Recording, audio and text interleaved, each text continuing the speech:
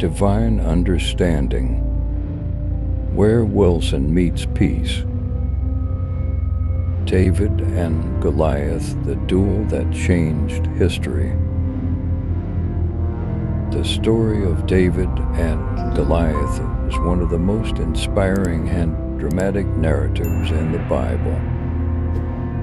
It takes place during the time when the Israelites were at war with the Philistines. The two armies were on opposite sides of the valley of Elah. On the side of the Philistines, there was a giant warrior named Goliath.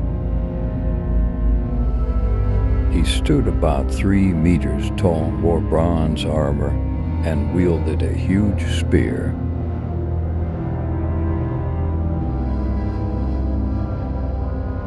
Every day for 40 days, Goliath challenged the Israelites, ridiculing them and asking them to send a warrior to fight him in single combat. Israel's army was paralyzed with fear. He cried out, "Choose a man to fight with me. If he wins and kills me, we will be his slaves. But if I win and kill him, you will be our slaves. I challenge you to choose someone to fight with me." In this context, David appears a young sheep herder, youngest son of Jesse. David was not a soldier, but he had a brave heart and an unshakable faith in God. Sent by his father to bring provisions to his brothers who were on the battlefield, David heard Goliath's insults and was indignant. David asked the soldiers, "What will the man gain who kills this Philistine and frees Israel from shame?"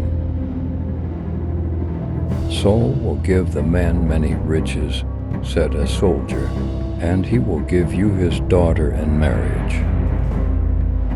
He volunteered to fight the giant, even though he was just a boy with no combat experience.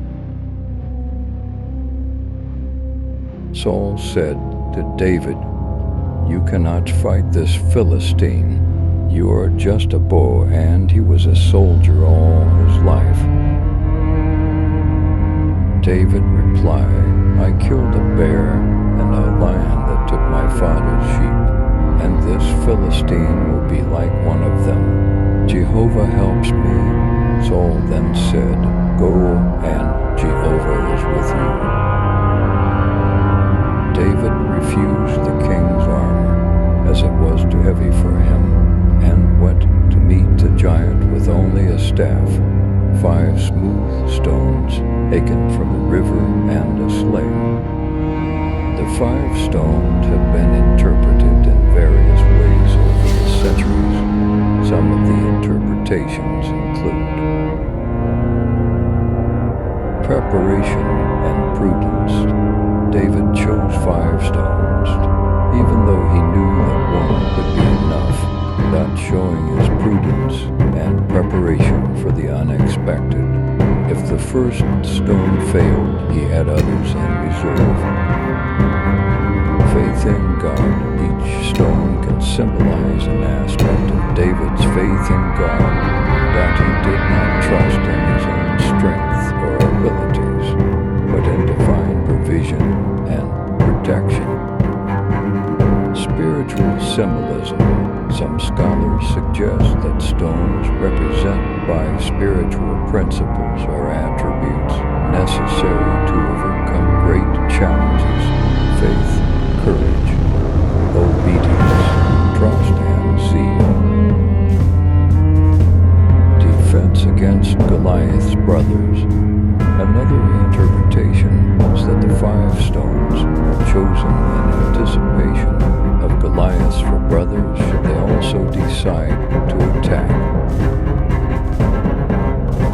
"Come here," said Goliath, "and I will feed your corpse to the birds and animals."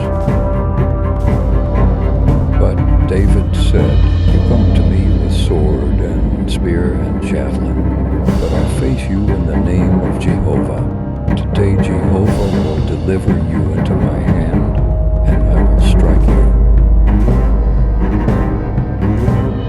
When David ran towards Goliath, he took a stone from his bag, placed it on the foundation, and threw it with all his strength. The stone hit Goliath square in the head, and he fell dead. When the Philistines saw that their sport had fallen, they all fled. The Israelites ran after them and won the battle. Later, when the army returned from fighting the Philistines, the women sang, Saul killed thousands, but David killed tens of thousands.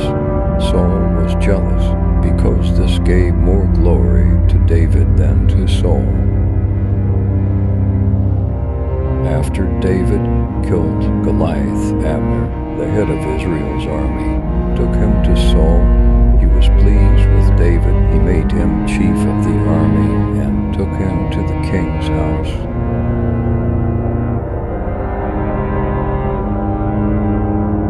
Remember the promise made by Saul.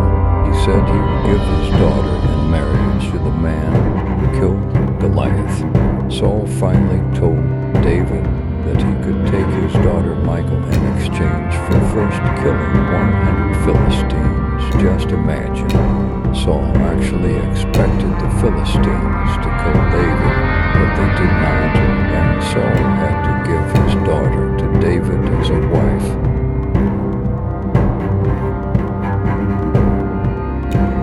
David played the harp well, and Saul liked his music.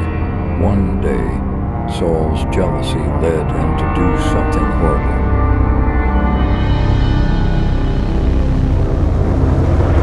While David was playing the harp, Saul threw his spear at him, saying, I'm going to drive David into the wall, but David dodged.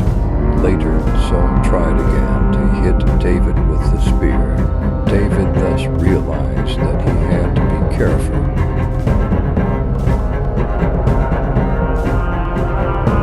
This tension culminated in several attempts by Saul to kill David.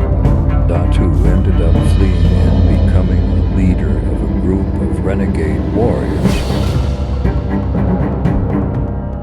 While David was away, Saul continued to lead Israel's army. He went into battle without David, but his military campaigns became increasingly problematic. Eventually, Saul and his sons were killed in battle against the Philistines on Mount Gilboa. David's absence from Saul's campaign symbolized the loss of divine favor and David's inevitable ascension to the throne of Israel.